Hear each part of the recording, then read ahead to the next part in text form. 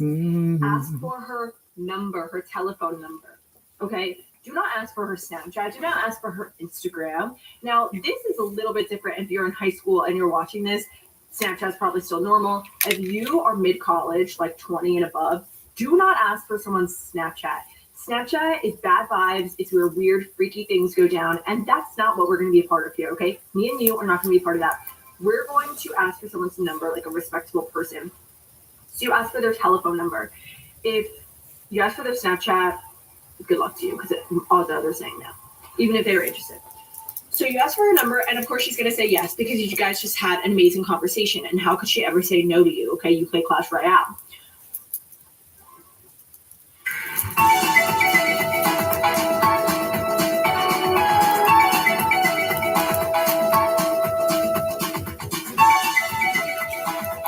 I'm so sick of all these ads. Good Lord.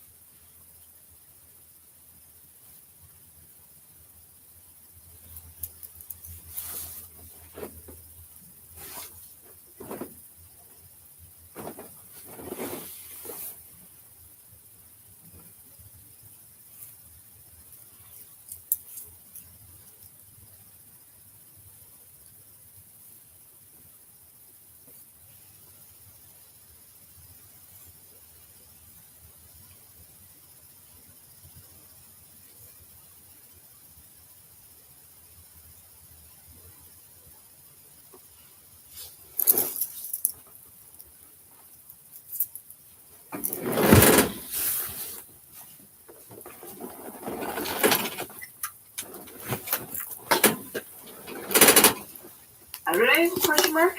Now she's going to respond with her availability, and she's going to say if she wants to get dinner and drinks.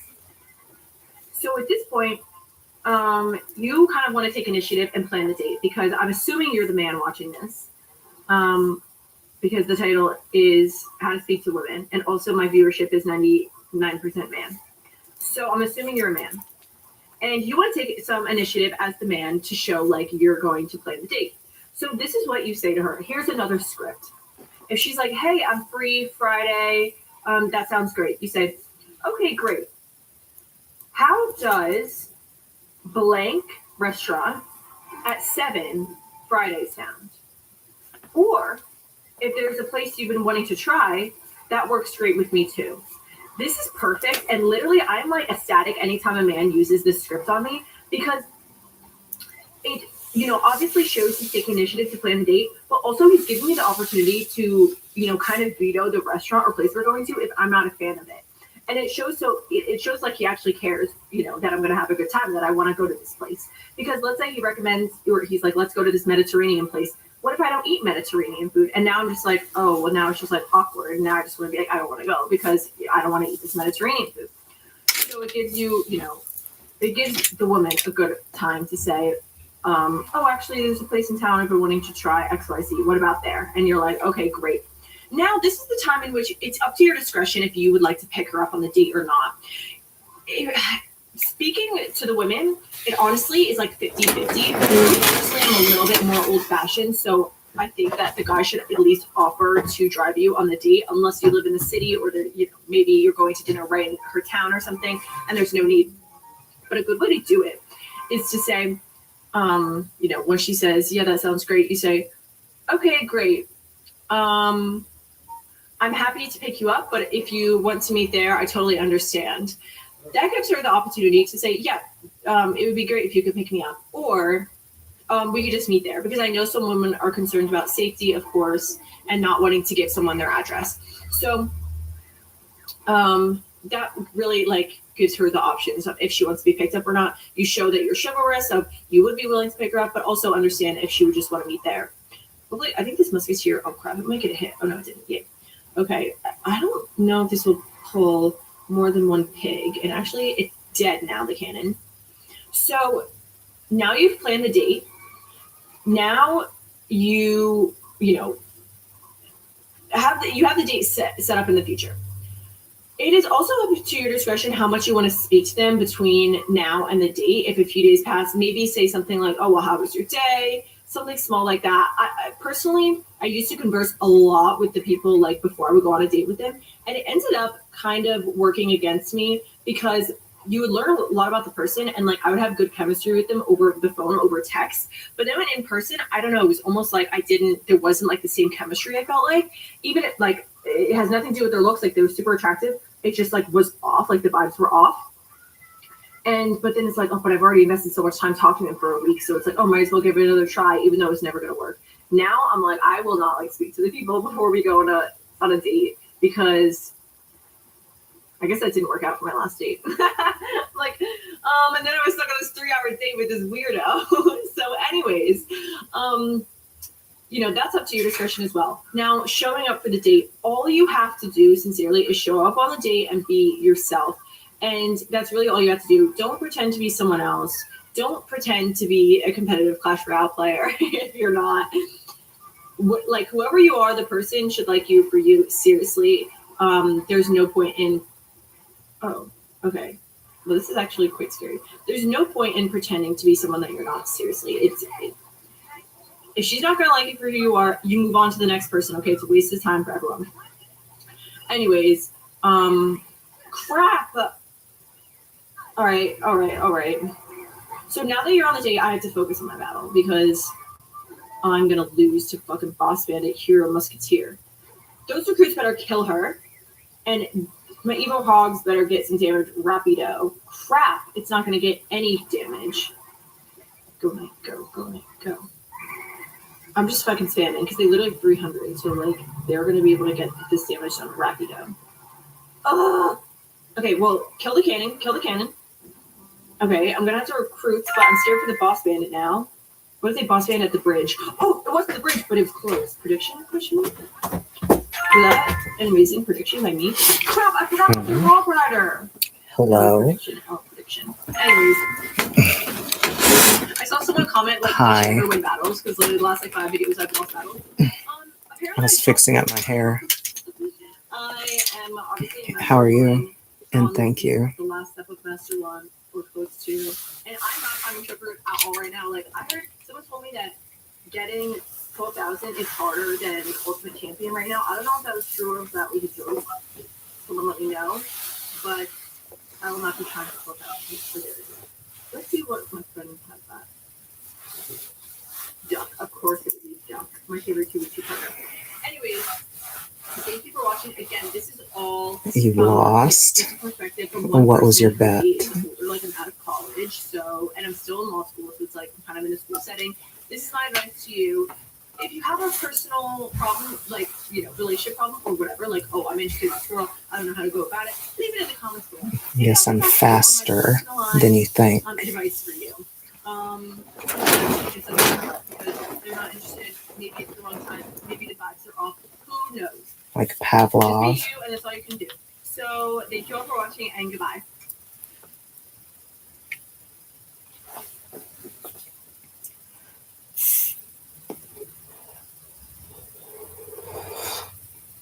Was there something you wanted to know? Or were you just messing with me?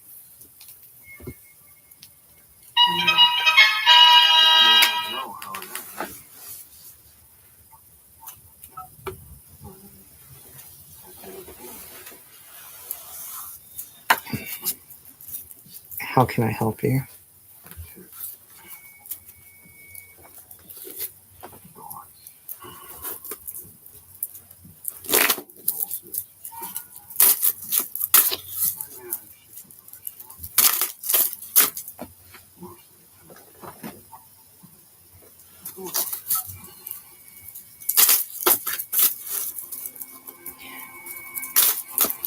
know if R would like my dog Joey,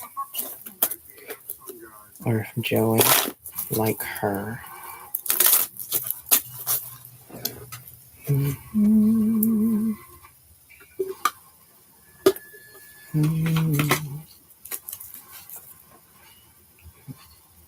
I feel like Joey is a friendly dog, right? What are you thinking about over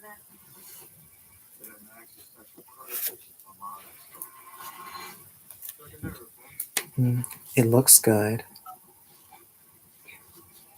Joey will like her.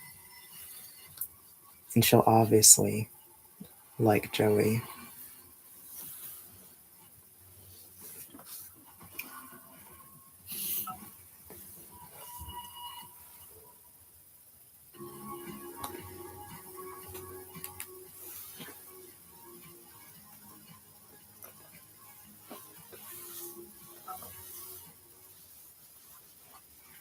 She dote on him more.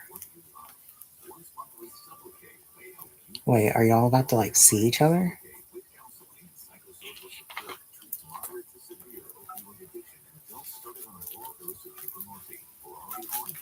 Just curious. I see.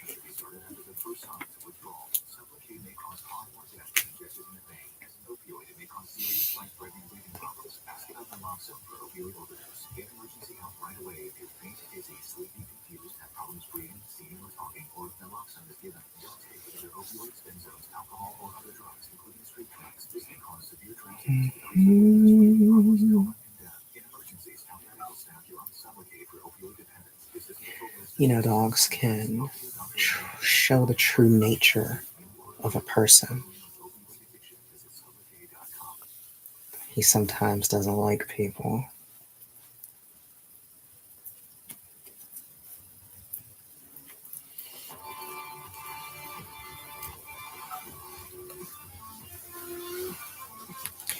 Who has he not liked?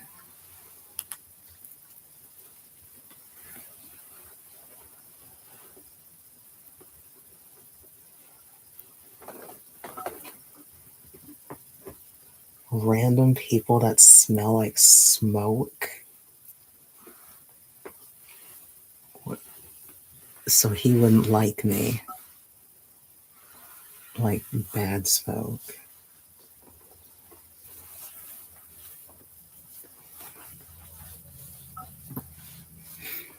Oh, like the gas station smell.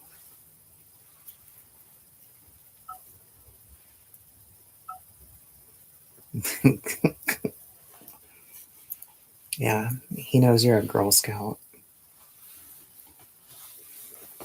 He knows you don't mix with the rough crowd. Am not. Uh huh.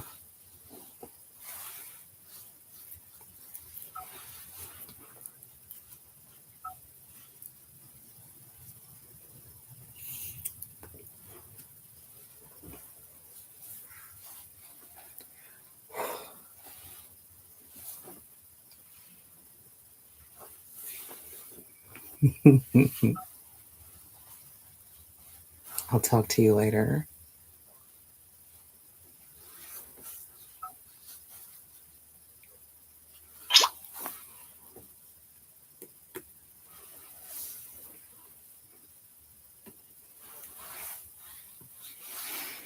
Mm. Malware. Malware. Malware. Malware. Mm-hmm. Mm-hmm. Mm-hmm. Mm-hmm. Mm-hmm.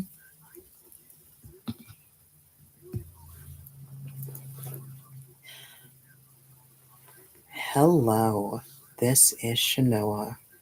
Now, regarding your question, You want to know if a friend of your mom put a curse or spell on you and if your mother was involved. Going by your cards, it does indicate that there was a group involved with this activity. So, whatever is put on you right now did come from a collective, but it was spearheaded by someone in particular who has a very bad relationship with you, very antagonistic. So, this would point towards the friend of your mother's. And as far as the future for you, it seems like you'll be able to get through this and maybe fix whatever issue is between the two of you, indicated by the last card that you ended up getting. But it would probably take a very honest and equal leveled conversation between you and this friend of your mother's. If you'd like more information about why she would do this, or if you want to look at the options you have to move past this issue, give me a call or send me a message.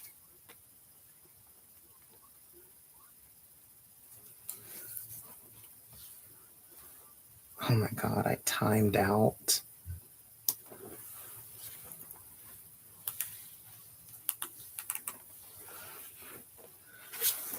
Ugh.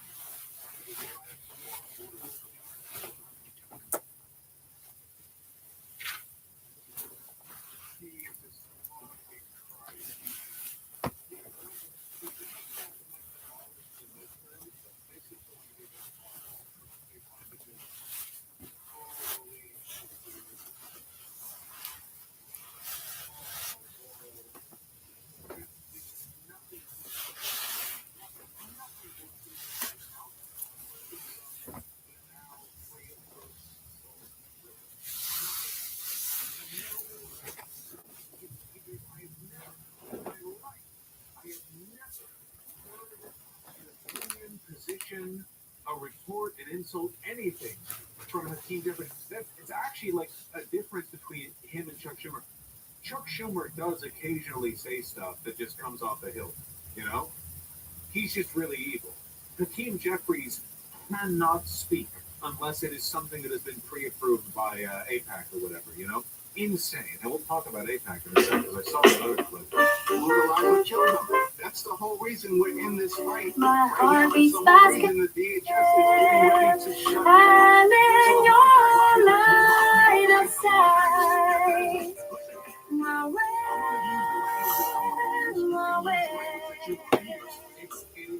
Wings and decay. My way. Labyrinth of a thousand gates. You are the cool. And here's why. Because he doesn't actually care either way. He's been told to say what he's been told to say. He doesn't want to cause unnecessary division. Malware. You're being Malware. But he doesn't believe in any of it. Sit there and challenge it. He can't say, no. We don't want to do this because X. He just, why would he do that? Right? Like, it's not a real position anymore. Why would he fight for or against it? Somebody said, what do we have to do to get rid of him? And you understand, the Democrats like this. Because as long as he's there, he gets to take the heat for nothing getting done. If it wasn't for him, they might have. Can you see me now? Can you see me now?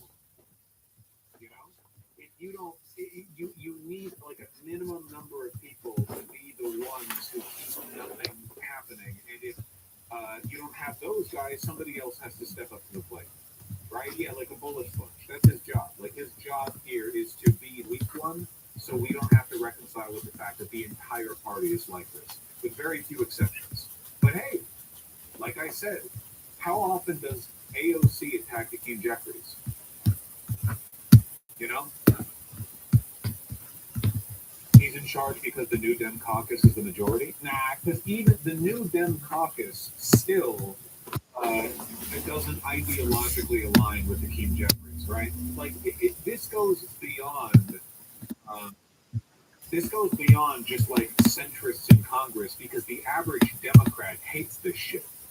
You know what I mean? Like the centrist Democrats in Congress don't sound anything like centrist Democrats in the real world.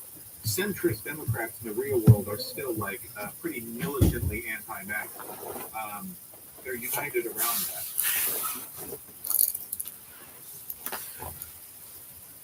They're literally the ones that voted him into his position and keep him out the vote. No, I understand that. But what I'm saying is that, for one, the progressives don't try to oust him either. And for two, the things that he says are more centrist than the positions of the individual members of the New Democrat caucus who got him in there. Like, they front as being more progressive than they are in voting for him. In reality, like, there's no excuse. There's not a single elected Democrat who should support Hakeem Jeffries. He's obviously a collaborationist and a traitor. He doesn't represent the will of the Democrats. But he's allowed to be. You never see the opposite of this happening, by the way. You never see, like, the Democrats quietly allowing a more progressive. Like, let me put it this way. Imagine the opposite. Imagine if the progressives of the House Dems outnumbered the New Democrats, the Pussy Bitch Coalition. And then imagine a world in which the House Majority Leader for the Democrats was more progressive than some of the most. Hello, this is Shanoa. Now, regarding your question, you are listing that your relationship with this guy has changed quite a lot and you want to leave him. So you're wondering, will he find new love and be happy?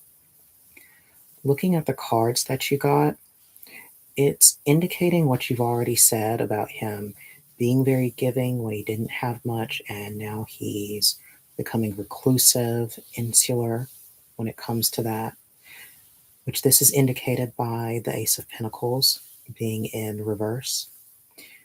So for the middle card, with Two of Wands being reversed, it is showing like a representation of where you are right now, where you do feel like you should leave, but you're not entirely certain yet. You're stuck in the middle point. As far as his future, will he find love and be happy? The final card, Seven of Swords in reverse, indicates that if you were to leave him, it would definitely have a prominent effect on him for almost the entirety of his life. It would really deal a crucial blow to him. But instead of really causing any inner reflection on his part, it would just make him worse in many ways. He would just end up with someone else and become more of a miser and actually become quite hurtful to them. So I do think that without you in his life, he would end up becoming much worse of a person and not really able to obtain new love.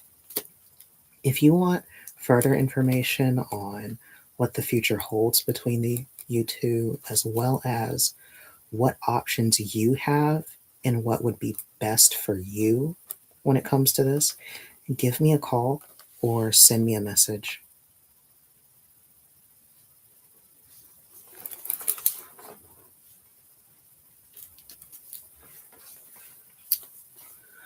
Malware. What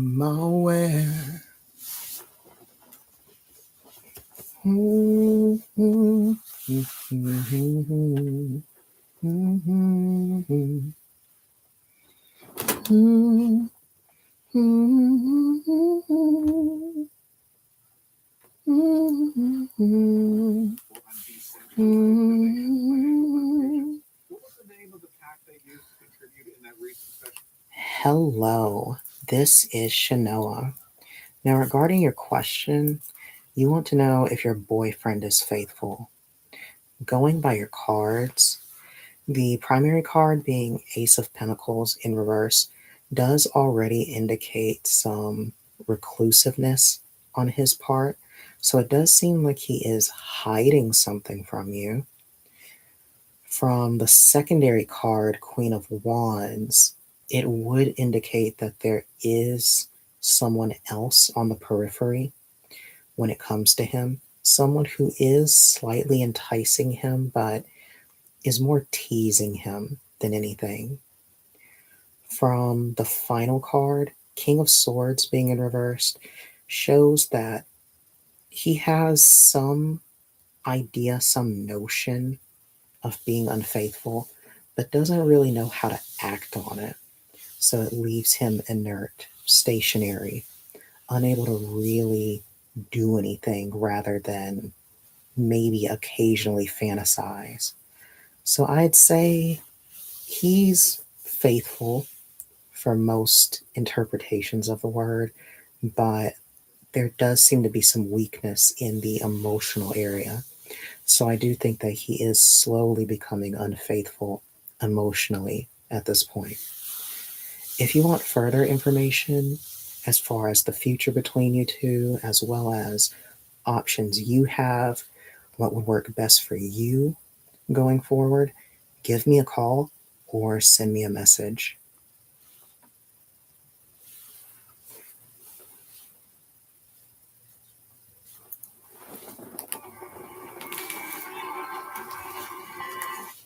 I've only done two. View as it relates to Democratic incumbents, first of all, is that I will continue to stand by every single one of them, whether that's Alexandria Ocasio-Cortez on the one hand, or the most conservative, moderate Democrat on the other, who's sitting in the Trump district, and at all points in between. This is absolutely insane, by the way. This is the worst possible messaging. I, as House Minority / Majority Leader, accept all positions in my party. We have no standards whatsoever.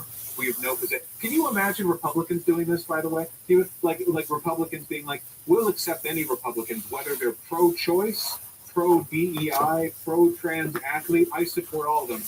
Why?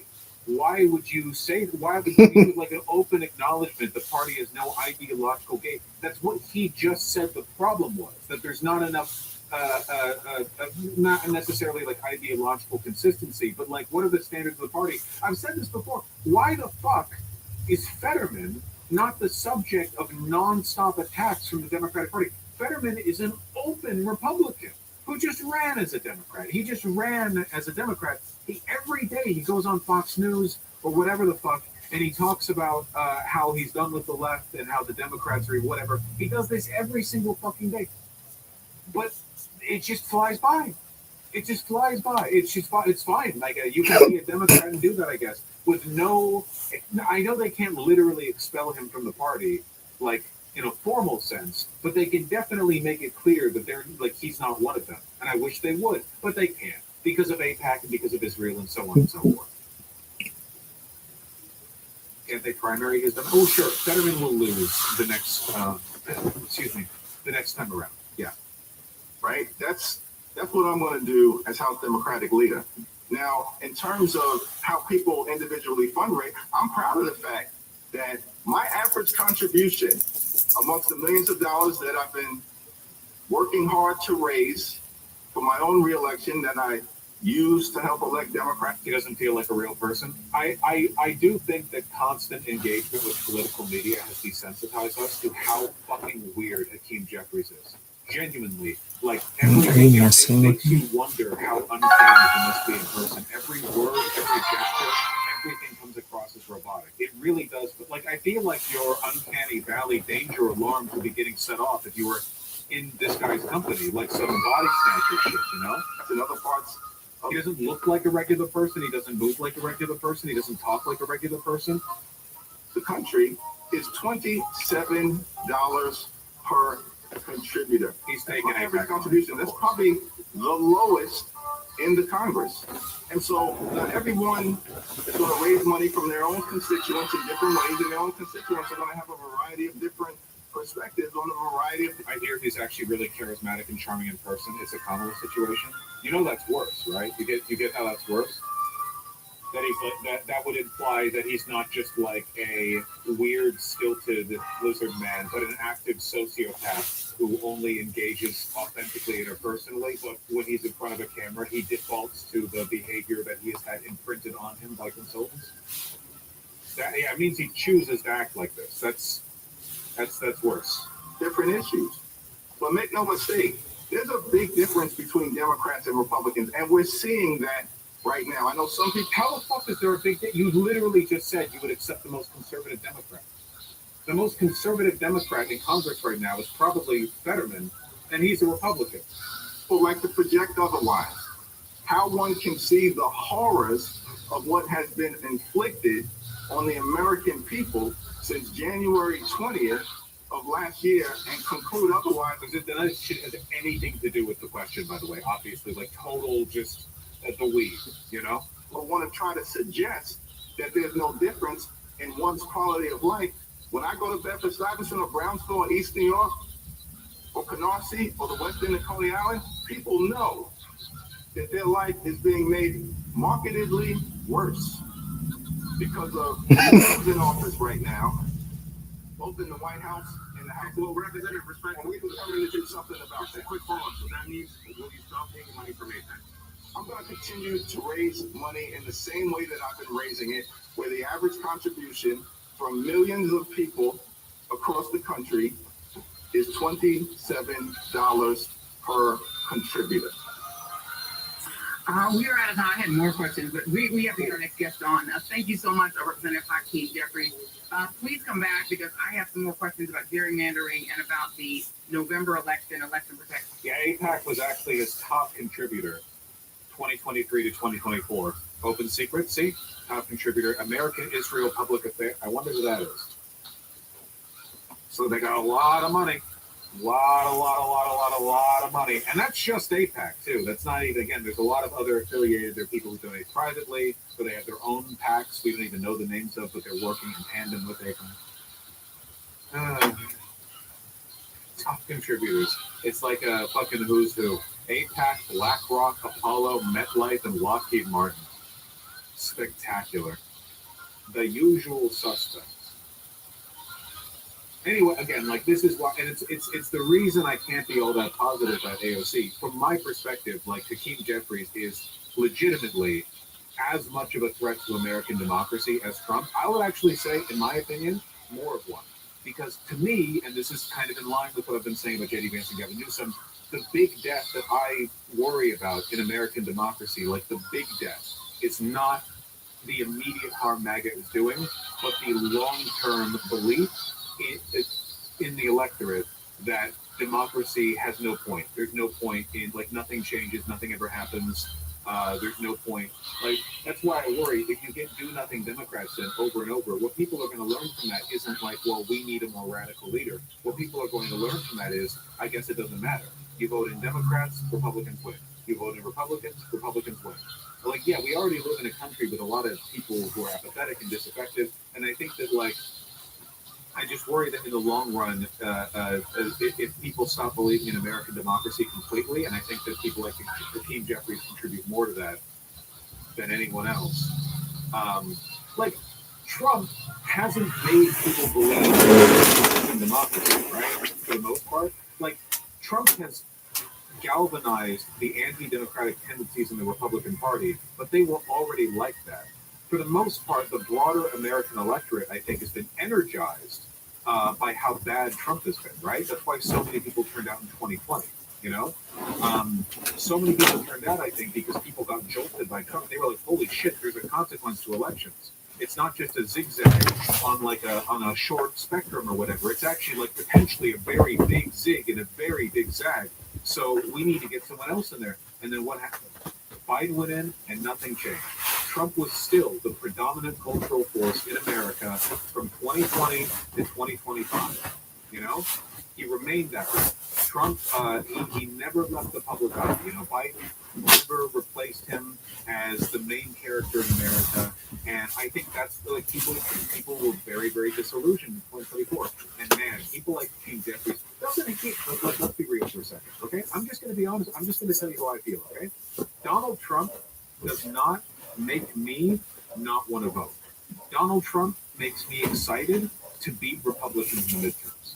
Donald Trump makes me excited to have a Democrat beat him because I want to see him cry. I want to see him cry and shit his pants, you know? Hakeem Jeffries makes me not want to vote. That's just the most honest way I can put it.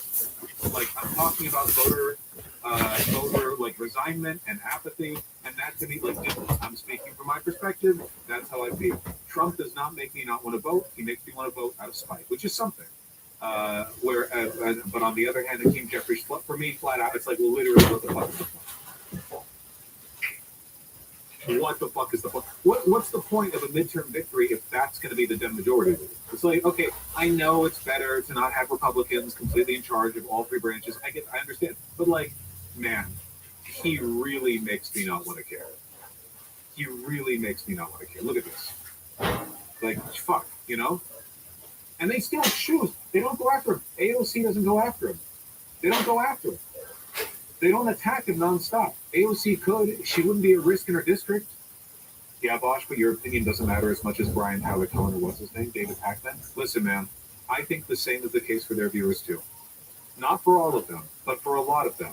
I bet you basically nobody who watches Brian Powder Cohen or Deepak or whatever else is less interested in voting because of Trump. But I bet you that a lot of them, I don't know what percentage, but a lot of them, on some level, are like, damn, man, really? This guy? Still? They're this bad. Jeffries and Schumer are this bad. Keep in mind, Jeffries and Schumer are both fairly unpopular, especially Schumer, fairly unpopular within the Democratic Party. You know? Keep that in mind. So, like, I'm not just repping a lefty position. This is a mainstream position in the Democratic Party, especially with Schumer. And yet, the guys, they remain. I just hate Republicans. Democrats actually make me angry. I think what you do if you look at the people in the party who've actually attacked Jeffrey, it's all Dem governors. They're the only ones who have attacked Jeffries and Schumer. Yeah, well, it's this involvement in national politics or in like the federal government seems to be a motivating factor there. But we do need the federal government, right? Like we need Congress people stepping up and saying Jeffries fucking sucks. Because again, there wouldn't be any consequences. And for a lot of them, like, there is no fucking way Ilhan Omar or Rashida Tlaib or AOC are going to lose because they criticize Jeffrey. There is no one out here voting for Ilhan Omar who is like, I'm ride or die Omar, but only if she doesn't say anything mean about Jeffries, you know? They could do it. They don't, and I think that to a large extent that's an environmental thing. Ilhan and Rashida are relatively mean to Jeffries, but AOC needs to be extremely mean to Jeffries. Ro Khanna has done some attacks. However mean they've been, I need them to be meaner. But you know, we'll see. We'll see. It's all high school politics. Always has been. Oh, there were further downward labor market positions. Further ones. That's cool. Jerry White not attacking him. I think AOC is kind of scared and personally weak, and the people in Congress are just status quo types. Complacency, yeah. I do think it's complacency. I can't for the life of me think of any other explanation that isn't openly conspiratorial. Like every or like almost every member of Congress who is a Democrat are all in on like doing nothing ever, you know? Yeah, I don't know.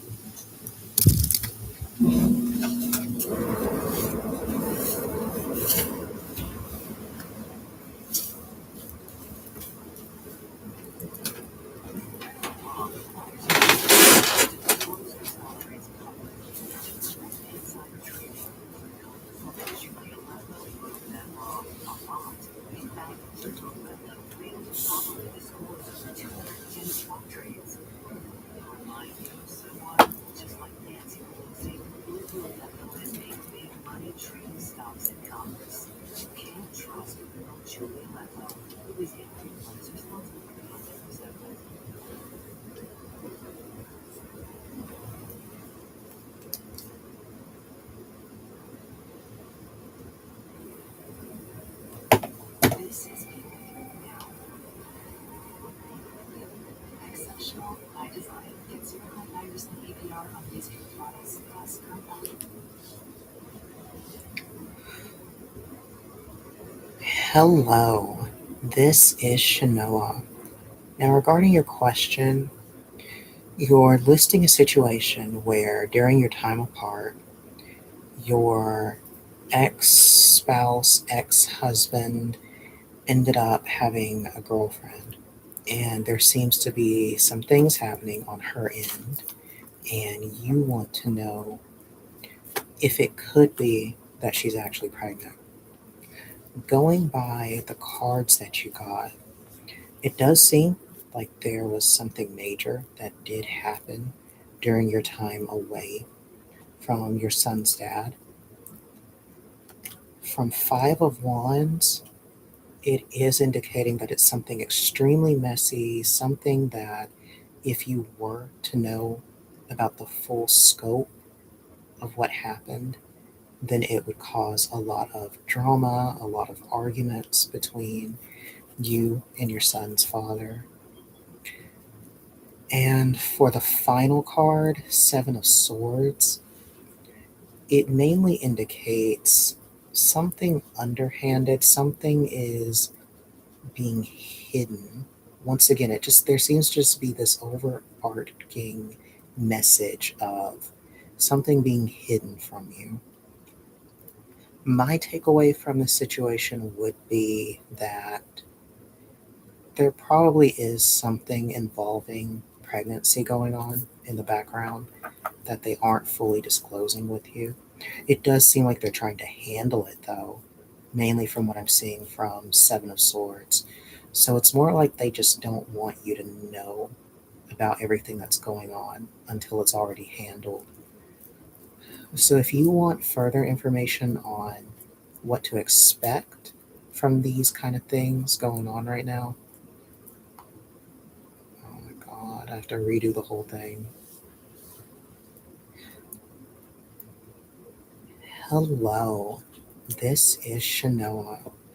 Now, regarding your question, you explain a situation where you were separated from someone, and during that time, the guy had a girlfriend, and you're now learning that there possibly are some complications going on, and you want to know if she could possibly be pregnant.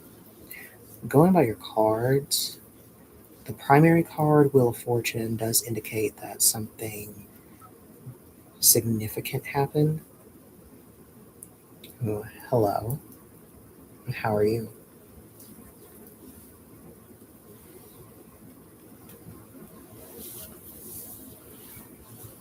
Big John.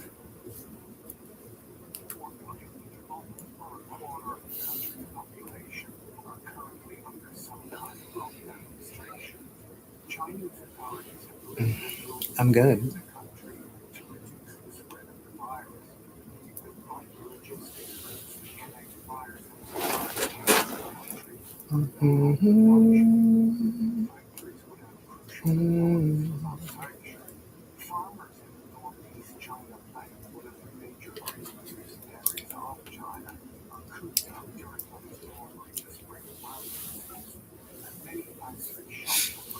You are really fine. Well, thank you, Big John.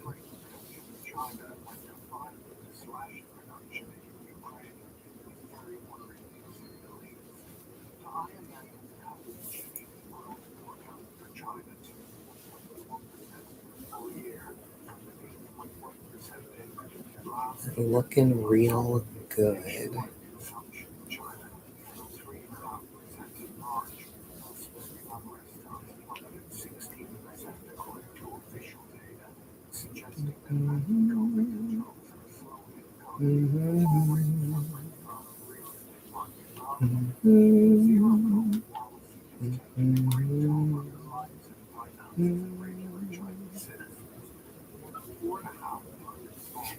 I love your glasses. Thank you.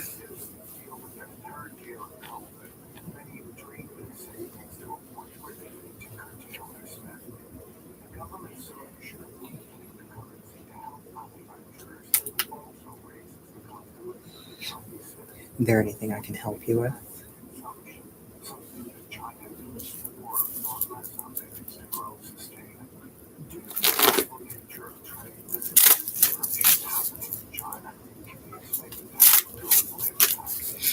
Absolutely. What is it?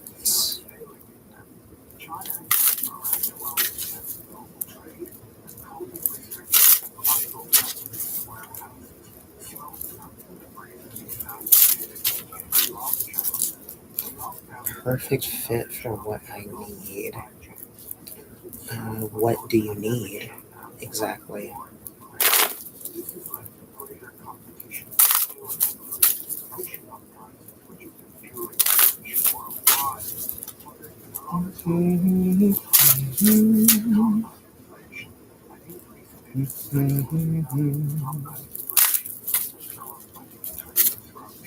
Need to release some energy.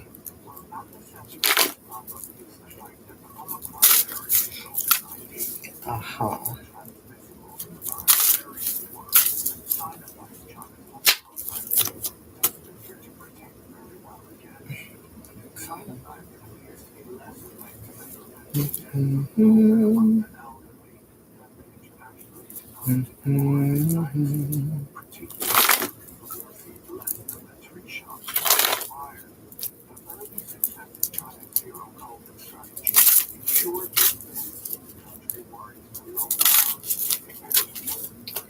It sounds like you need a private or something.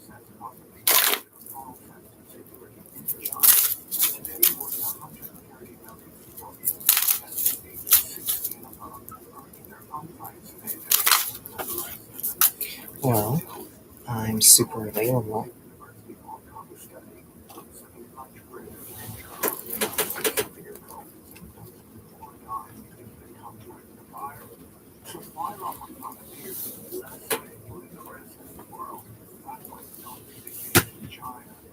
What just fell?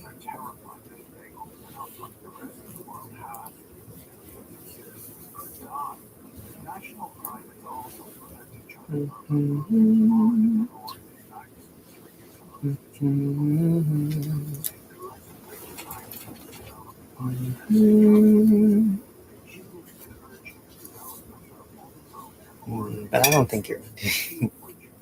I'm just going to do this question. You take other kinds of tokens. What are you talking about? I only take currency on this platform. So if you're talking about anything else, I can't help you. Like dollar bill. No. I can only do the credits here.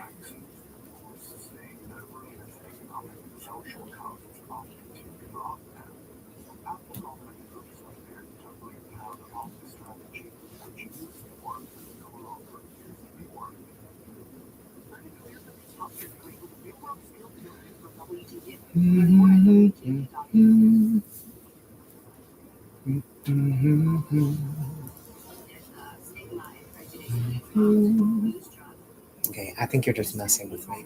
So I'm going to do this memo. I mean, you have other platforms possible. I only have this platform. Okay, I'm going to do this memo for somebody since I think you're just messing with me. Hello, this is Shanoa. Now, regarding your question, you are in a situation. They banned you from buying. How is that even possible? What were you doing?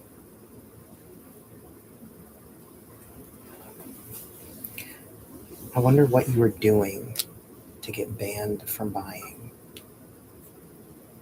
Exactly what you think? Maybe you shouldn't do that. You ever think about that? Why would you do it?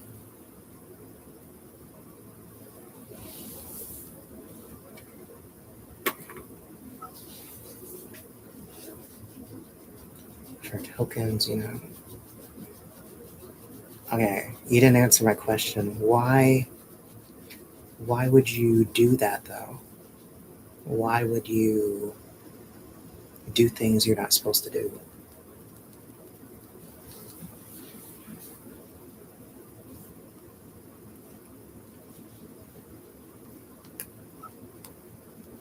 Thrill.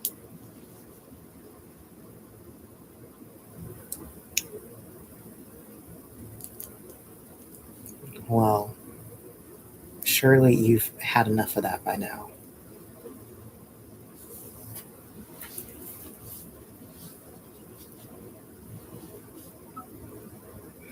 Nah. Well, I don't know why you're here since I don't really partake in that.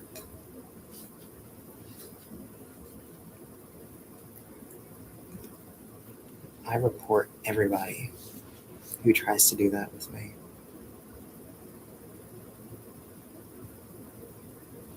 So you should move along.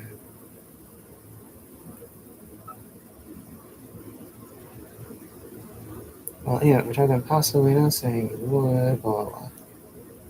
I think you need to move along. You're going to get into trouble.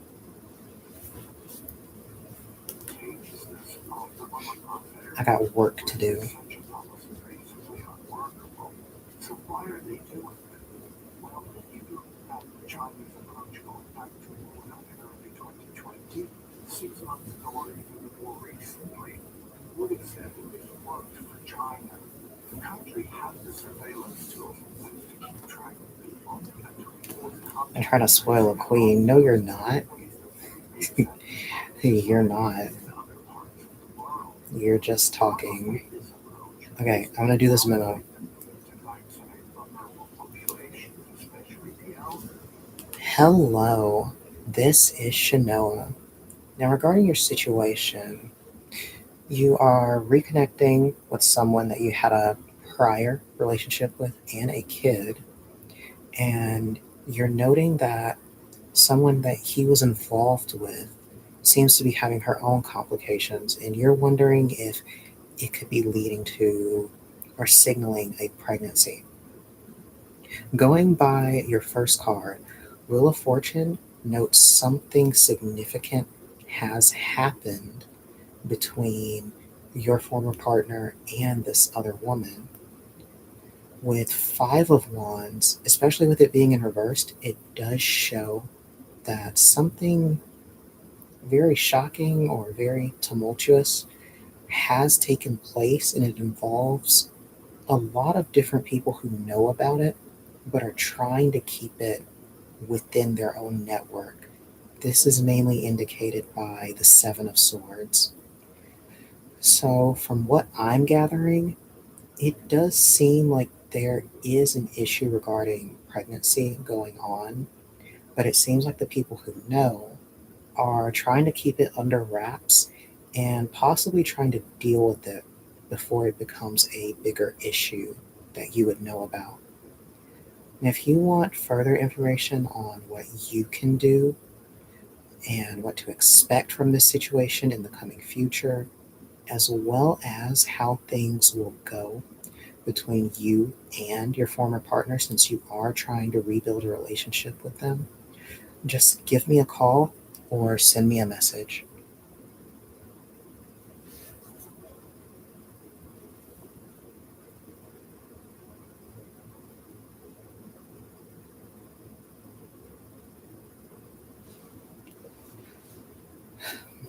Oh my god, I timed out again? God, it's because I was busy talking to you.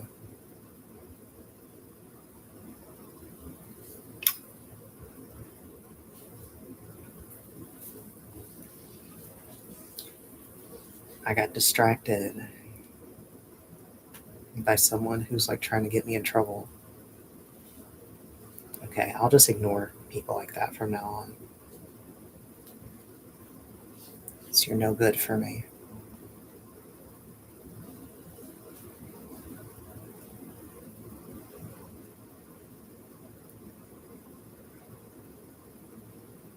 Hello, this is Shanoa. Now, regarding your question, you want to know if your ex misses you enough to reach out to you to get back together. Going by your cards, the primary card, Three of Cups, does show that there is a desire to reunite with you on his part.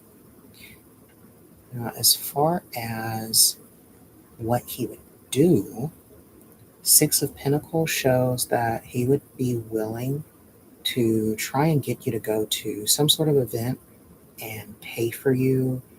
This could just be eating out at a high-end restaurant at first, leading into something bigger.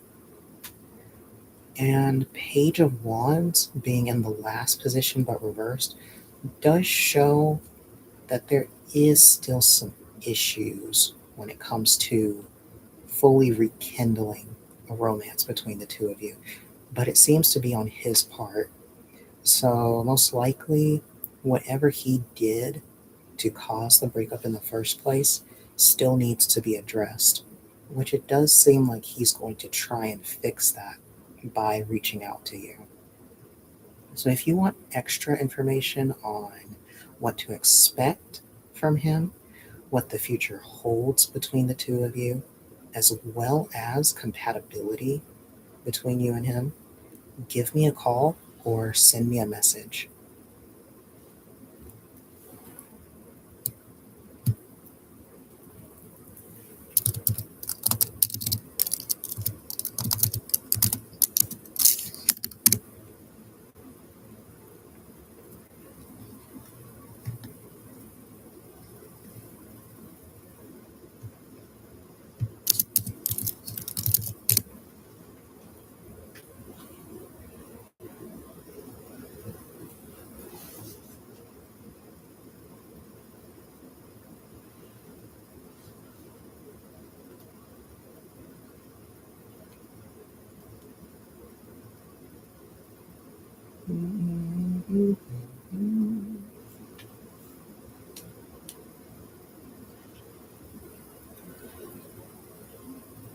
Hello, this is Shanoa. And regarding your question, you say last night you had a fight, and right now you're both taking some space, and it does seem to still be difficult, and you want to know if it's the best for you that you're going to return her stuff. Going by your cards, the Six of Cups does show that despite there being a bond between the two of you, that it has strained. And from the Queen of Pentacles, it does show that possibly returning her stuff wouldn't be the best option for you. It would have a very negative effect on her perception of you and her attitude towards you. As far as what's optimal for you, King of Swords represents a sign for you to be patient and try to be more stoic, more reserved, and try to choose your words carefully when engaging with her. And if you want further information about what the future holds between the two of you, as well as your compatibility with each other, and maybe what would be the best option for you romantically, give me a call or send me a message.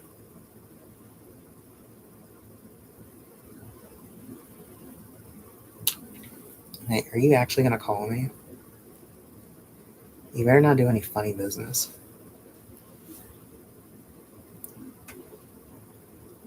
Fuck.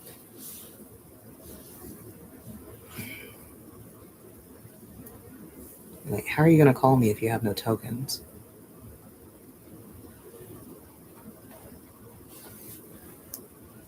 Riddle me that.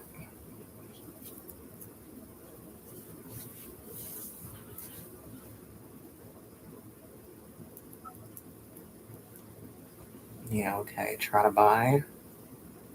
Well, that's going to take you a minute, so how about you get those first? Hello, this is Shanoa.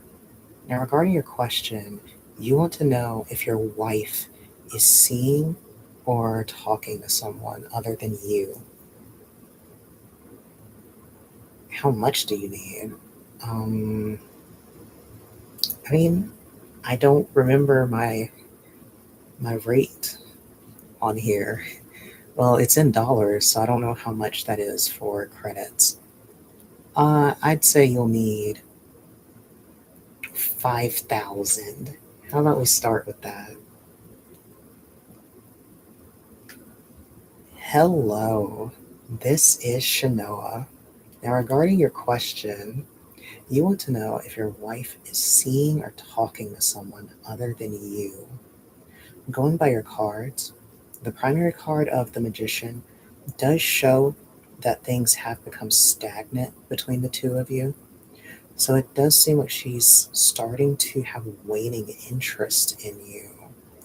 From the second card of Judgment, it does show that there is another connection she has with someone else who she's known for a time. So I would keep my eye on her communicating or mentioning someone that she's had history with.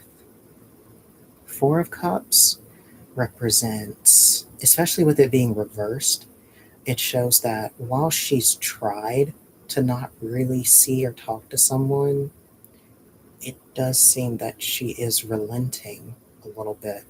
So it does seem like she is moving towards seeing someone else in a more serious manner. So right now, at most, she is beginning to emotionally invest in someone else, but it hasn't turned physical yet.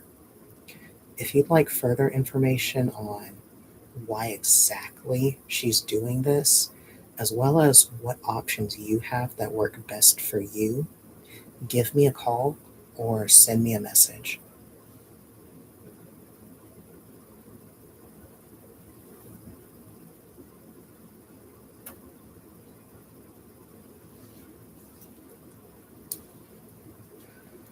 Four K tokens is $5K dollars.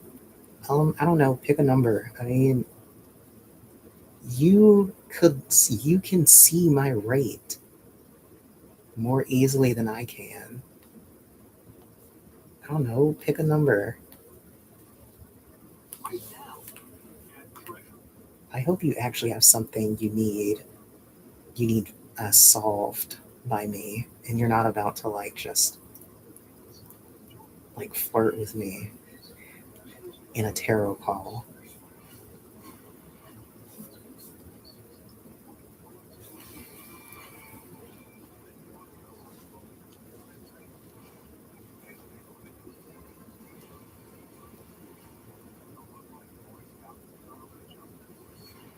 My score is going down.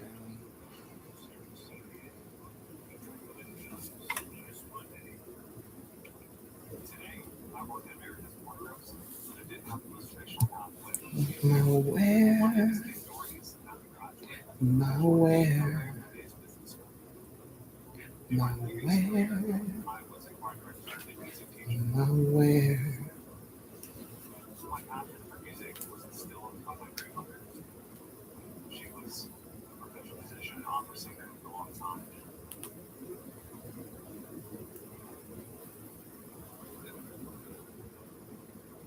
Hello, this is Shanoa. Now, regarding your question, you want to know why he stopped texting you if all he does is insult you, put you down, and blame you.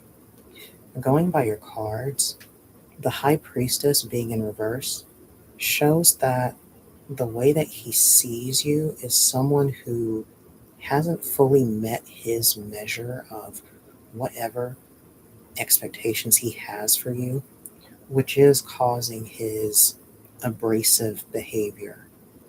Four of Cups represents him having feelings for you, but not being able to healthily express them and becoming insular when it comes to you. So this matches with all of his antisocial, very aggressive behaviors. The final card, being Ten of Cups, does show that while there is a future between the two of you, There are a lot of issues that need to be addressed between the two of you before it can progress anywhere meaningfully. If you want further information on your compatibility with this person, what the future holds for the both of you, as well as what would be the best option for you, give me a call or send me a message.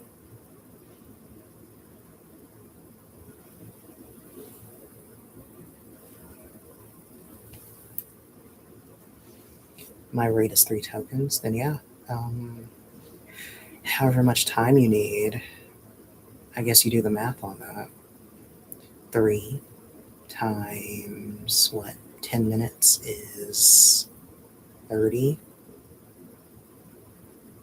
Yeah.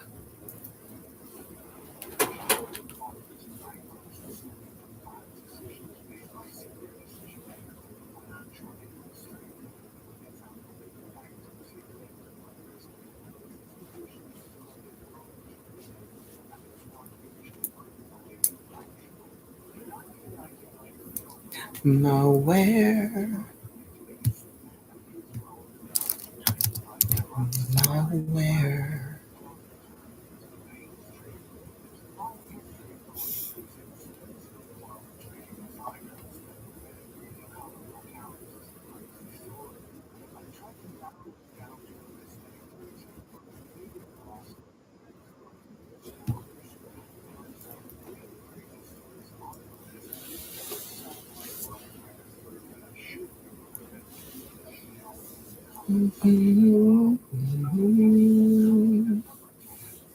Yeah, uh-huh.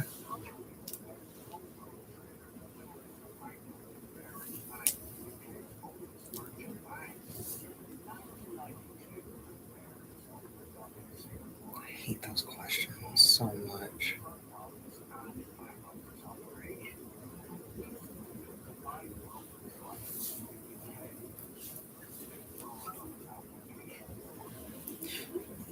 But do I help in energy? Yeah, I can help you with like your energy needs. I hope you don't mean anything weird.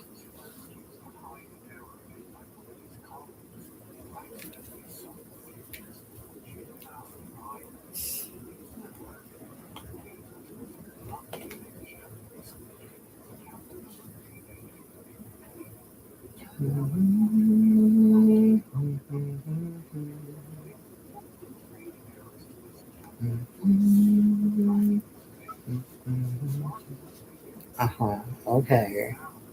Well, go get your tokens.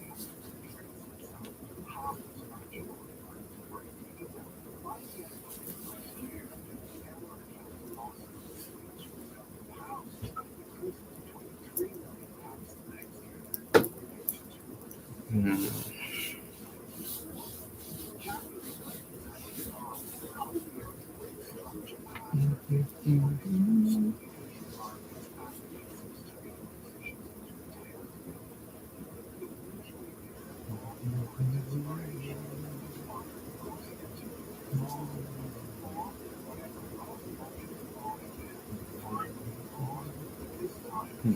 You're excited.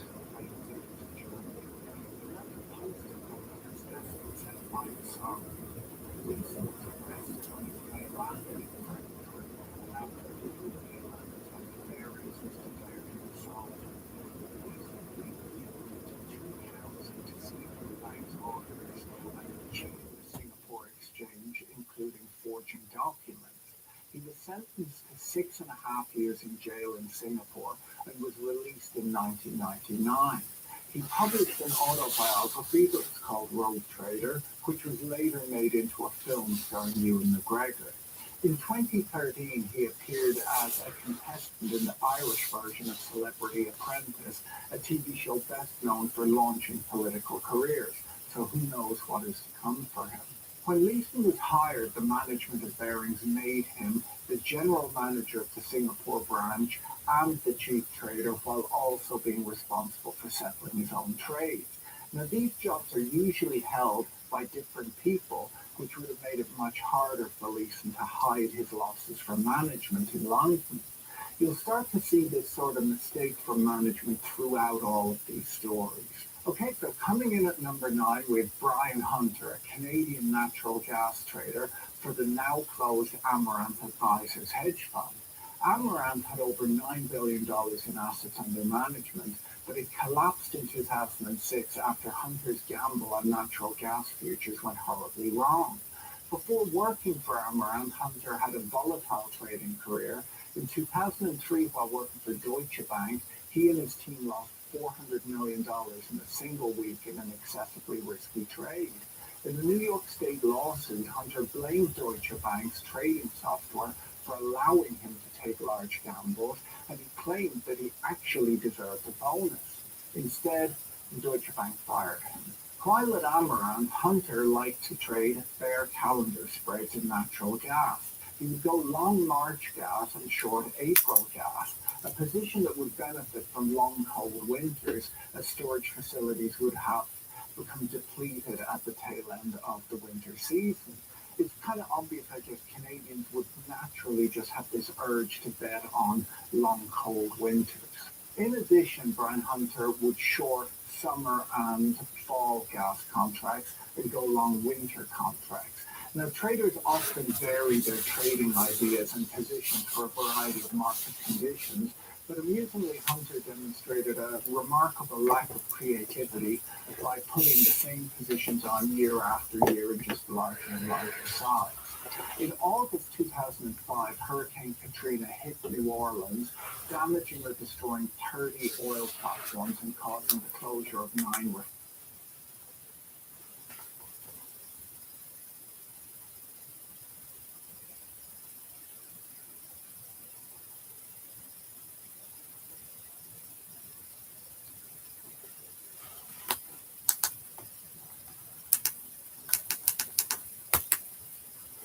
Hey, I'm Michaela Schifrin, and I'm proud to partner with P&G for the Winter Olympics. One of the things I love the most about working with P&G was getting to work with some of my favorite brands. Downy helps me keep my most stinky, sweaty, yucky sports gear fresh.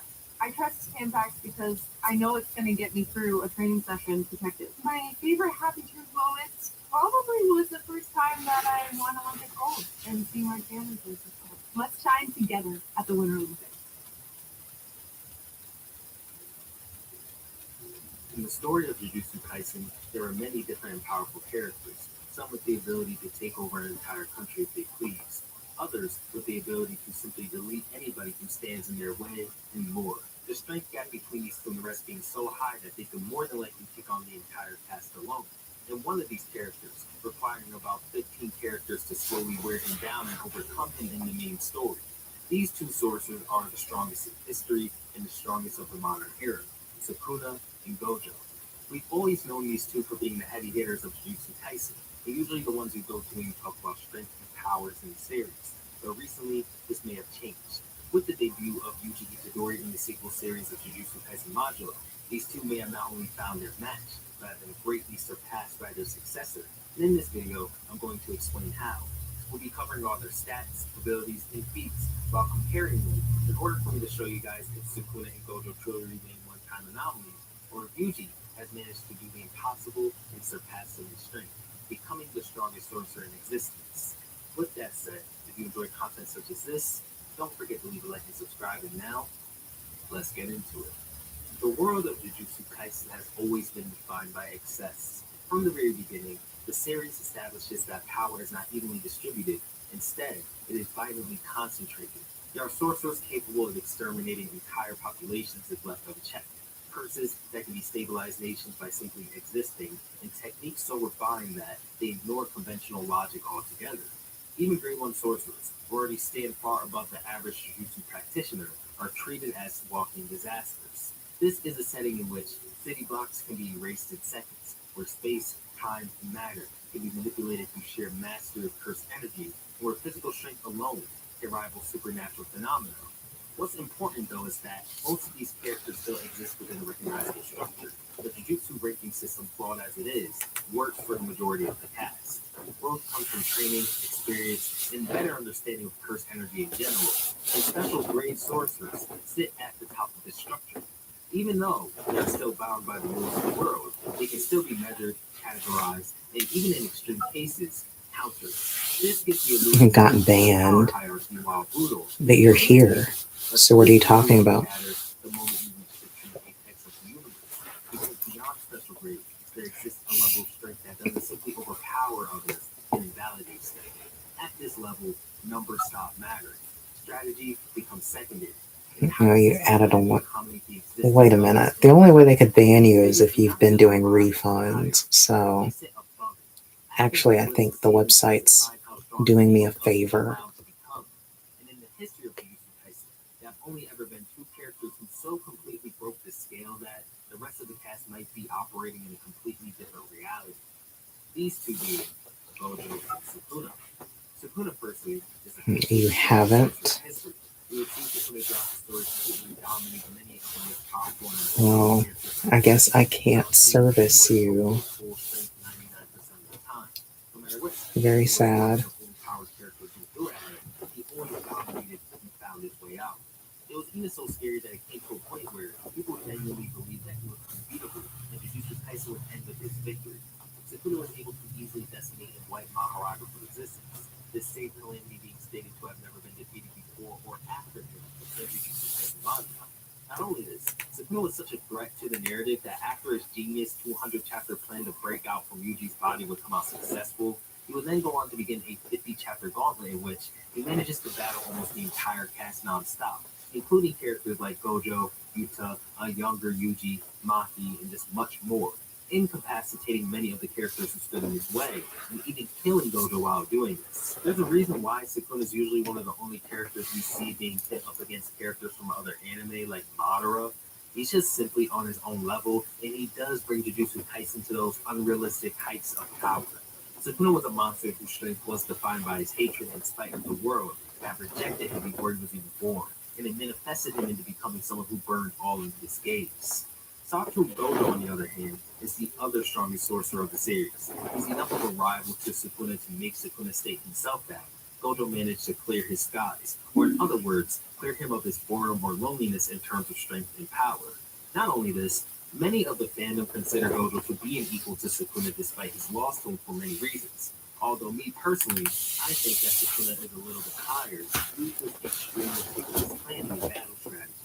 In terms of strength, though, they are roughly equal. Satoru Gojo had just about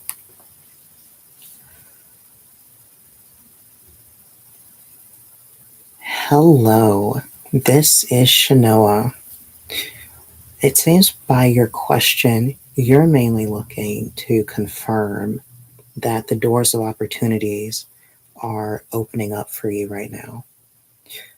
Going by your cards, the moon being in reverse does show that there was a bit of a delay in unlocking your potential, or at least giving you an opportunity to. So this does line up with you getting the opportunity at this different store. Queen of Pentacles being in upright position does show that in terms of career, it is opening up for you as well. So I would keep out an eye on promotions or other openings when it comes to this different location. Page of Swords does show that you will be in an environment where you feel like you can finally spread your wings and begin to show more of yourself at this new location, as well as branch out your potential options for the future in terms of career, finances, and maybe even meeting some new people. If you want further information on what else is in store for you in the future, as well as your best options when it comes to career, give me a call or send me a message.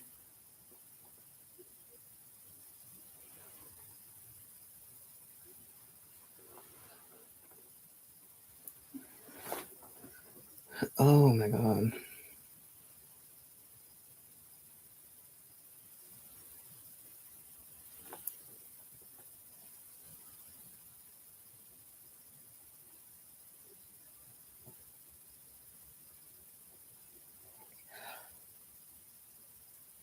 Hello, this is Shanoa. Now, regarding your question, you are worried that you might never be able to fall in love again due to your current situation. You fell in love and waited for a man who didn't feel the same about you. Going by your cards, the Magician being in the primary position is very good for you.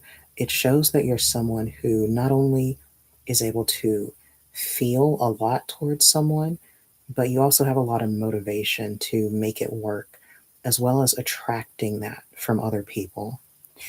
Now, the Tower being in the middle does show that there is an impediment when it comes to this with you in relationships, where mainly it seems that there is an issue with your ability to choose on who to invest yourself into.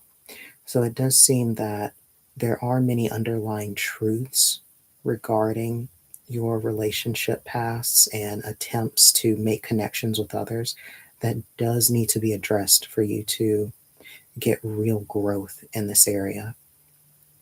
Knight of Swords being in the last position does show that there is a future for you when it comes to romance and love. It's simply reminding you that you just need to put yourself out there and simply learn from these experiences that you've had and simply tackle them with a bit more clarity.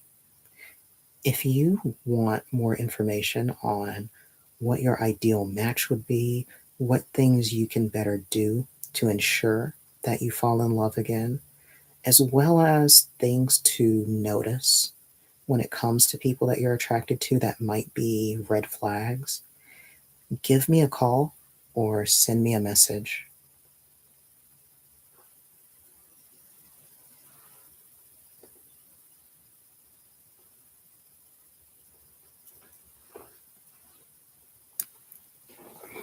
I really gotta eat.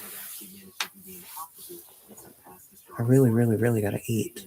There are certain things we cannot compare, like strength and speed, as honestly, we haven't really seen UG be put in any predicament where he would have to move to win. Yes, funnily enough, nothing has even forced UG to take I really gotta gotta eat. Seen in Modulo. All we have in terms of the strength feat is one through the display of his Black Flash, in which he casually makes someone bounce from building to building in Tokyo. Not only this, he was certainly holding back as he states to his opponent here that they will not die from his attacks. This is clearly him saying that he's adjusting his powers. If we bring up Sukuna and Gojo, we don't really see anything like this from them. Maybe Sukuna using a Black Flash to send Maki flying, but there are many factors to that moment, like we don't know the distance, and not only this, he was definitely using all the strength he had there, despite not being at full power at that moment. There's a lot to consider there. I can get into the stats through purely speculation, but it would be nothing more than speculation, as again, Yuji did not really try to in Mondo. When it comes to speed, we can assume that Yuji's on the level with the best, as he has the ability to properly time his Black Flashes and ignition of Curse Energy down. It's even said that Yuji has become so proficient with Curse Energy that he can ignite it at instant strikes, and even then, he has the ability to land a Black Flash at will. For Yuji to be able to time this, his perception has to be at insanely high speeds, as you need to apply your curse energy within 1/1,000,000th of a second of a physical punch. It's only implied that Yuji is using Black Flash at will, but in my opinion, let's stop playing around and admit the truth. He is doing it at will, and if he is, he's definitely timing it at those speeds. Yuji is also shown watching the Boar versus Maharaga, in which the Boar is moving at sub-light speeds. Gojo and Sukuna are usually touted to be around Mach 5 to 8, which does show us that Yuji is likely faster than the two of them if he can perceive the Boar and Maharaga's fight. Lastly, they all have more than enough stamina for their hypothetical battle to not be determined by stamina or for it to even be a factor. Now, when we compare their abilities and kind of match them up against one another, Sukuna gets dealt the shortest hand, as obviously Yuji is a far more souped up version of him without the self-amplification and curse tools, but instead having blood manipulation in the Callium body that he possesses. If we remember, Yuji possessing this body allows him to counter his and Sukuna's only ability, as he can easily restitch himself back together using the blood already flowing through his body, instead of having to expend tons of curse energy to generate blood in a new leg. Yuji being half cursed with all this newfound power likely allows him to just withstand many of Sukuna's attacks without much issue. If Sukuna were to even be able to do it in the first place, Yuji being alive for as long as he has, the feats he's shown in terms of Jujutsu proficiency, and what Sukuna possessing his You're body still in the here? past has more than likely brought his domain expansion to the same level as well. I think at this point, Yuji's just a better Sukuna that's literally designed to counter Sukuna, and is not close with that matchup anymore. It's just also implied again that Yuji has reached a level of strength far beyond anything we've ever seen.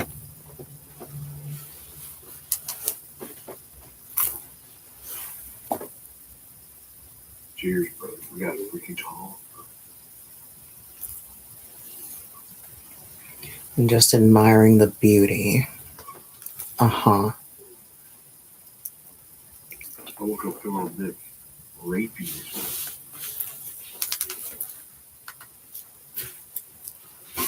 Your favorite browser just got better again. Needs the latest updates to Gemini. It was Iowa State. The body cam was wild. Actually, it looked like a scene from Weapons. Oh, here we go. Raw video.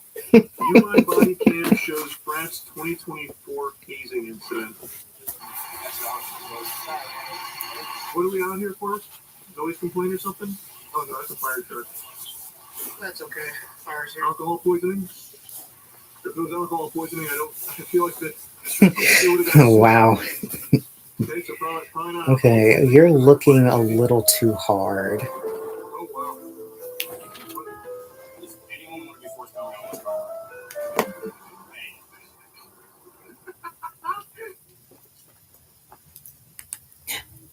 Hey. I'm good. What's going on?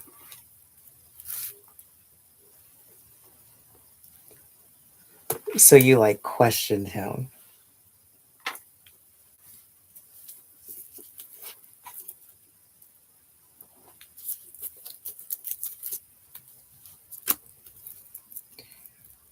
What made him decide to tell you that? Very specific story. I'm guessing you want to know. Okay, I can look at that. Let's see.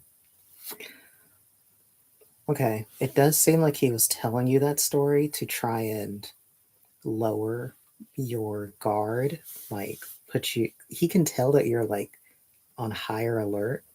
So he's kind of just putting that out there to like signal to you.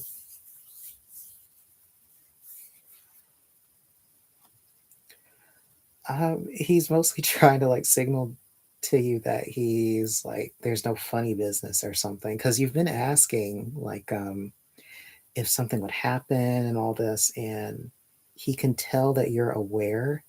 So he wants to try and erase any of your anxiety or worries. Yes. Did anything else stand out to you?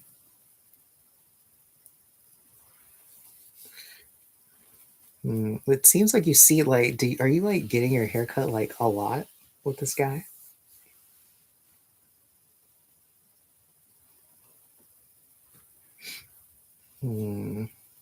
So when do you think you're going to see him again?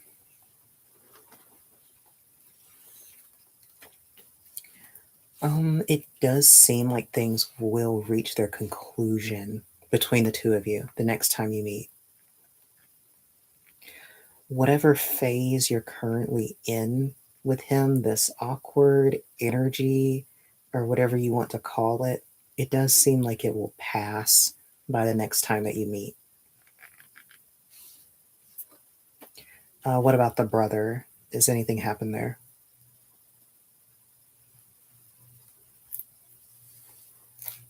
Okay. So it doesn't seem like anything else is happening with you, right? It doesn't seem like anything else is going on with you right now, right?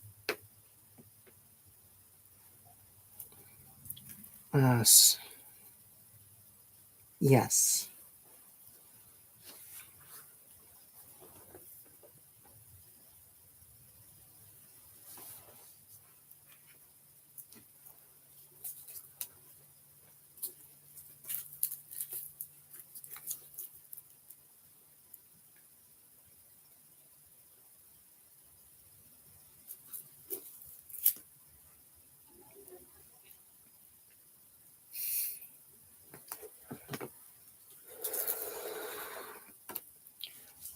see.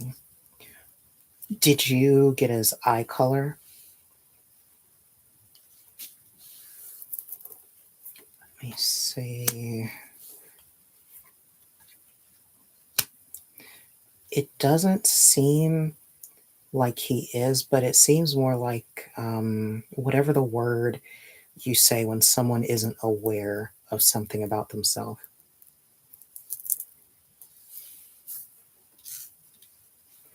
Are you gonna, hey, do you think that you both might talk?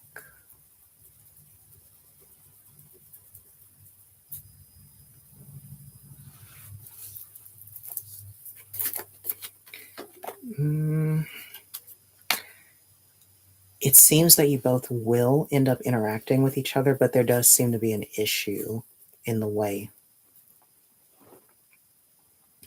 Your boss? I mean, what has your boss been doing?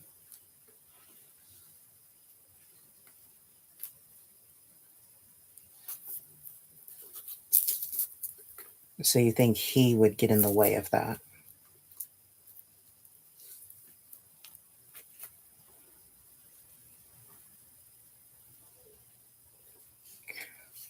No, I don't really see your boss doing anything, no.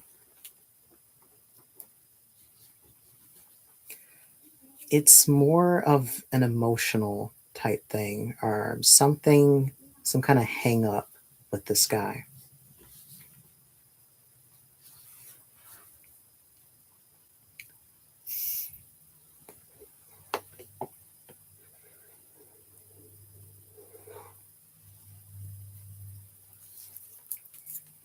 Somebody buy your house. Yes.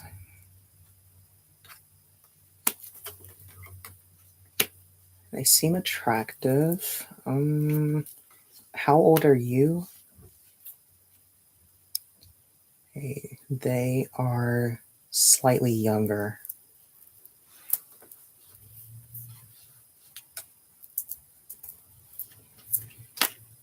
Short hair, athletic.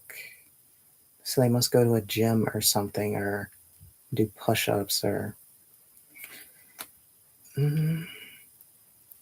They're single. Oh, okay. Was there anything else? Was there anything else? Okay, thank you.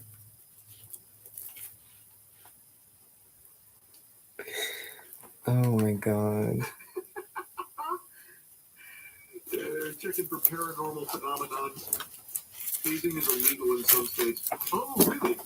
Wait, like, it's full My stop god. legal, like, no matter what it is, any kind of hazing is illegal in some Why do you states? call Oh, I didn't me? know that. Well, it's also illegal in Florida. Didn't know that either. I thought it was only like the really dangerous hazing rituals that were like illegal. I didn't know it was the whole thing. Yeah. According to Well, why do you keep adding me? StopHazing.org, Why do you keep making accounts and adding me? hazing laws in place. I actually didn't know full stop. There were so like it was so common to have hazing itself just be outlawed, literally kill people. Oh yeah, I mean I feel like everyone's read tons of stories about hazing leading to deaths. I know. I just didn't know it was illegal. I thought it was only like those chapters that did that shit getting shut down and those people getting arrested and stuff. I didn't know they just outlawed the entire idea of hazing. What's his name? Eric. Eric, you don't know his last name? I got a buddy named Eric. A couple different code violations. That guy can do anything. So what's going on here? Don't know. They're just blocking the door so we can't see him up here. How does nobody live here? Just hanging out? Zoning. You go to University of Iowa? Yeah. You do? What's your major? Business. Business? What's your name? Oh, business. Big business. Hey guys, when did you Anyone in here that needs medical? when did you all take your shirts off? When did that happen? Is anyone here that begins their will? Guys, I just took a peek in here a second ago. You guys had shirts on. Who is not participating in this? I.e. a leader? Is there anyone with any sort of physical injury? No. Oh. Almost. Well, it's almost invisible. I guess we're looking at this.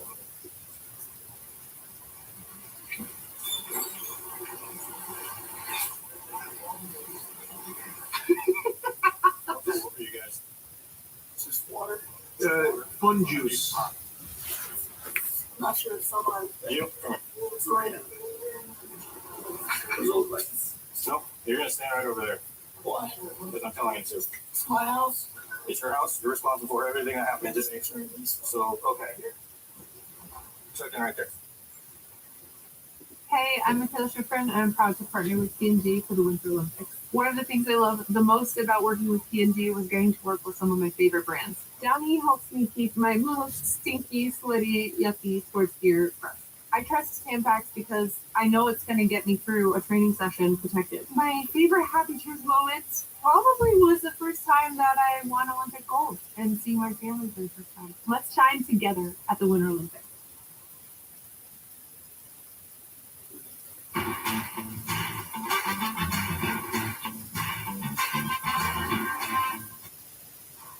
Taking every opportunity to evolve your vision is why you never lose your edge. This is a luxury SUV that understands how to sharpen it. The Lexus RX.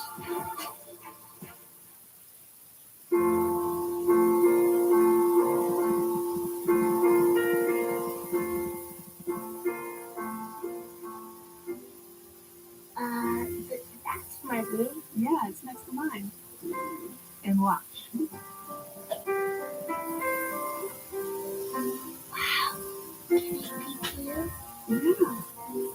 And Charlie's bed can go right there? Here? Yeah. Cool. And look, here's the yard. Oh, we could have a trampoline. Still no. Oh, Mom, what about your garden? Oh, we'll play with it together. Just like before.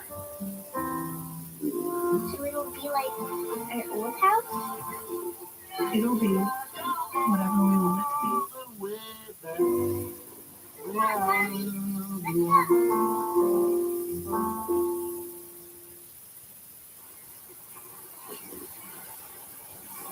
You up against the wall. Come over here. It's like he's picking a kickball team.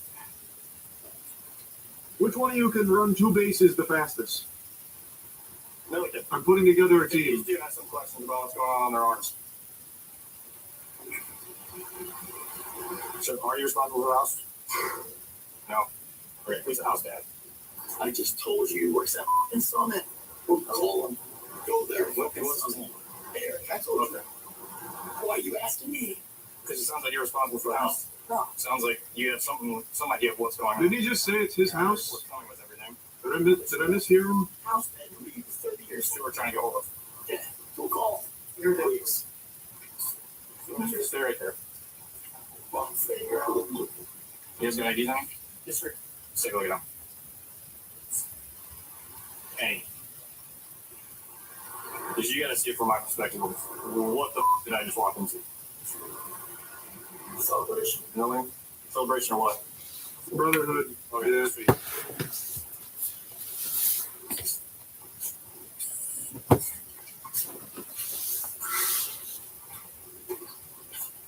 Okay, the reason I put you guys said we're here for public safety at this point. What's on your arms? Oh.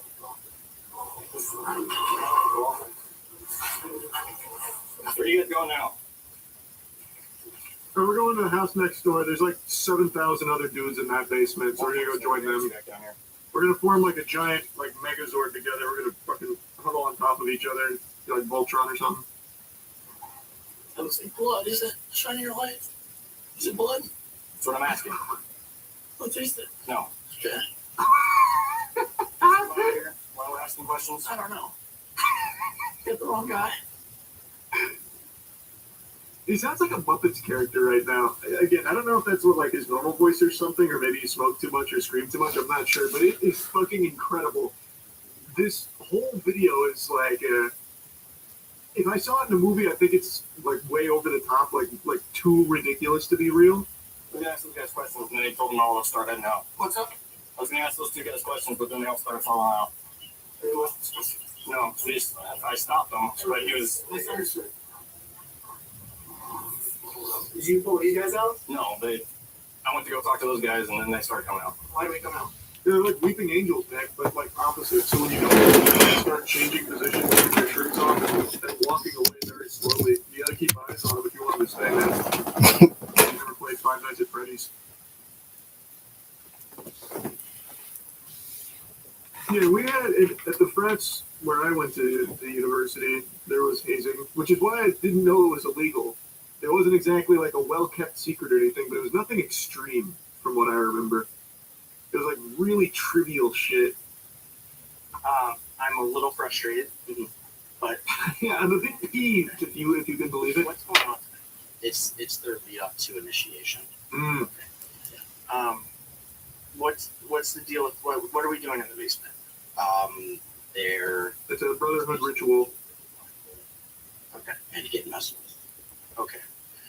And then on top of that, we find this hazing event. We want to speak to someone. Well. In all fairness, officer, we don't know if it's a hazing event. This could have been a land party. I'm pretty sure I saw a computer somewhere over there. They could have been all huddled around watching fucking Worms Armageddon with their shirts off, covered in mud. It's we can't rule out that possibility. The University of Iowa is going to see this. And with the stuff going around across the country, students dying from hazing events, I'm not saying it's to that level. I'm not saying anything, but the university has a that does happen all the time. Policy. That is very true. If I can't talk to people, and if people aren't going to cooperate with me, So you interjecting yourself into that conversation. What good is that? They don't get to talk. I don't even want to be you deciding who they need to talk to. My brothers. He's like the Lorax. He speaks for the trees, brother. I mean, he's trying to do them a solid and be the fall guy here, but he's not very good at it. He's pretty terrible. I think this was his attempt to like fall on the sword, but I don't know why he thought he was equipped to handle that responsibility when he couldn't really get words out well. I'd like to have a word here. And if there's anything actually happening, call me again. But it's been a pleasure. Thanks, fellas. Well, no, thank you, Cody. So this is Lieutenant Travis Tyrell. Travis. 120, I'll take you. What'd you say your name was? Joseph. All right, Joseph. All right, Cody. Well, we're going to be on our way now. Thank you for everything. I hope the rest of Rush Week goes well. Godspeed to you. Unfortunately for you, at this point, you're being placed under arrest. Good thing you guys find your ass. Well, Joseph was arrested for interference with official acts in connection with the hazing incident. Those charges would be dropped a year later. The Alpha Delta Phi fraternity was suspended through 2029 for hazing. Oof. Oh, so they gave us the aftermath on it. I'm still so curious what that ritual was. Stand in the basement blindfolded, maybe taste a bunch of yucky sodas and try and guess which one's which. Imagine it's some shit like that. Like it's actually the most like nerdy garbage ever down there. We were actually doing like the Lulville, and everyone that failed we just kicked out. Yeah, no, that shit's crazy, man. So who was the guy at Summit? Oh, Eric? Oh yeah, that dude never came through, I don't think. Unless he was the guy in the white shirt, but I don't think he introduced himself as Eric. Why do people go through that? Friends. A lot of people do it for friends. It's a guaranteed way to basically pay for friends. You get into the brotherhood, you immediately get yourself like a little network, sense of belonging. Yeah. I mean, I kind of put that together with like friends and immediately getting like a network of people around. For a lot of people, it's worth the price and the hazing. Like dues are not cheap for the press. You are actually like forking over a pretty significant amount of money in order to stay paying for your friends and your sense of belonging. Kind of annoying where the frat guys at UT. Not at all, actually. I didn't have any bad experiences with the frat guys at UT when I was there. My name is Sherlock Holmes. I've always been more of a thinker than a fighter. I'm curious why I'm being set up.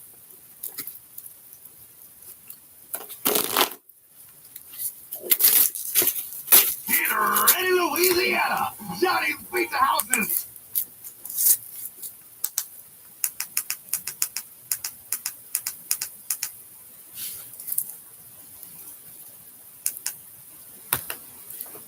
SOFR spreads creep higher amid a building liquidity shortage as a very ugly 20-year bond auction shows the second lowest flooring demand on record. So we apparently have an $80 billion settlement liquidity shock coming amidst an already scarce liquidity environment. We have SOFR starting to go above the Fed's upper bound yet again, as it was in Q3, Q4 of last year, causing so many issues, actually necessitating the Fed to come in and start the money printer again. So we're going to take a look at SOFR. We're also going to take a look at this very ugly 20-year bond auction. But to start with SOFR, or the secured overnight financing rate, what we are talking about here is the repo market, the $3.2 trillion repo market. So what repo is, if you did not see yesterday's video, this is just a short-term or overnight loan, dollar-based loan, but just an overnight loan that is secured by collateral, usually in the form of U.S. Treasuries. Now, there is no singular interest rate associated with these overnight loans that are occurring every single day. $3.2 trillion just yesterday alone. There is no singular interest rate that gets assessed. What we see on the various different charts is the volume-weighted median of all the various different interest rates of all the thousands or maybe even tens of thousands of repo transactions. We're looking at the volume-weighted median on those charts. But actually, if you look at the distribution, it's pretty wide. So what is notable is over the past 2 days, we look at the 75th percentile category. What this is showing us is that 25% of the repo transactions occurred on the 17th above 3.78%, and yesterday above 3.81%. Now, why that matters? That is above the Fed's upper bound. So remember, the Fed does not actually set one single overnight interest rate. They control a range of interest rates. On the upside, we have the discount window and the standing repo interest rate. Those are two different facilities, but they are the same interest rate, and they basically have the same purpose, which is to say the market, no matter how scarce the liquidity gets, we will always provide it to you. We will always sell you dollars on an overnight basis at 3.75%. Well, on the bottom, the reverse repo award rate, this is the Fed trying to say that no matter how overabundant dollars are in the plumbing of the financial system, we will always buy them from you at 5%. So the Fed is actually setting a corridor, and IORB is used to control Fed funds, but we're talking about SOFR here. The reverse repo award rate